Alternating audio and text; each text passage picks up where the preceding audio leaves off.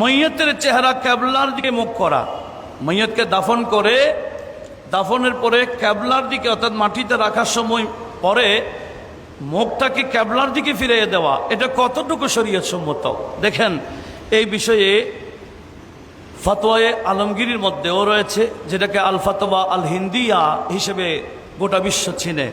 প্রথম খণ্ড 183 নম্বর পৃষ্ঠাতে আমি প্রথমে ফতোয়ার এবারটা উল্লেখ করছি, তারপরে এই ফতোয়াটা কোত্থেকে আসছে, এটার ভিত্তি কোথায়, সেটার এই হাদিসটা নষ্ট আমি উল্লেখ করবো ইনশাল্লাহ। সেখানে রয়েছে ফতোয়া আলমগীরিতে রয়েছে, লও উদিয়াল মাইয়াতু লিগাইরিল কিবলা, মাইয়াতকে যখন কিবলা ছাড়া অন্যদিকে রাখা হয় কবরে, আও আলা শাক্কিহিল আইসার, অথবা বাম পাশের উপর রাখে মাইয়াতকে, আও জাআলা রাসাহু মাওদা রিজলাইহি, অথবা মাথার জায়গায় পা রেখেছে, অর্থাৎ মাথার দিকে পা রেখেছে, পায়ের দিকে মাথা রেখেছে, তিনটা কাজ। আবার বললাম, মৈয়তের চেহারা ক্যাবলামুখী করে নাই, অথবা বাম পাশের উপর রেখেছে, অথবা যেখানে মাথা রাখার দরকার ছিল সেদিকে পা রেখে দিয়েছে।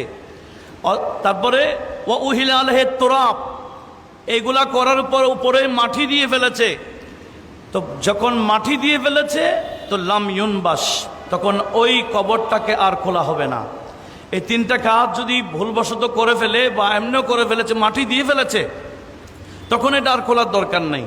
হ্যাঁ, যদি বলছে লিবন ওয়ালামহিল আলহে তোরাব, হ্যাঁ উপরে আমাদের দেশে তো ওই আপনার ইট দেয় না পাশে, যাতে পড়ে না যায়, এরকম আমাদের দেশে তো মাটি আছে বিদে এগুলো সহজে পড়ে না। তো ওখানে যেখানে বালিময়, এখানে পাথর উপর পাথর দেই, তারপর উপরে মাটি বা যা দেই। বলছে ইট বা পাথর দিয়েছে পাশে, উপরে মাটি দেয় নাই।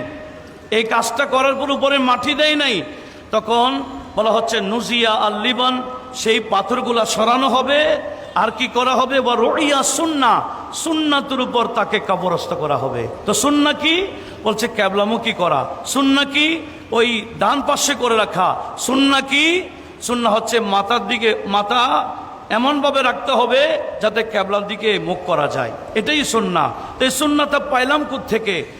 আল্লামা জাইলিঈ ওনার নাসবুর রায়ার মধ্যে দ্বিতীয় খণ্ড 302 নম্বর পৃষ্ঠার মধ্যে হাদিসটা নোট করেছেন যে আমার রাসূলুল্লাহ, বড় করে বলি সাল্লাল্লাহু আলাইহি ওয়াসাল্লামা, আইওয়াজিহিল মাইয়াত ইলাল কিবলা, নবীজি হুকুম দিয়েছেন মাইয়াতকে যাতে কিবলার দিকে মুখ করে রাখা হয়।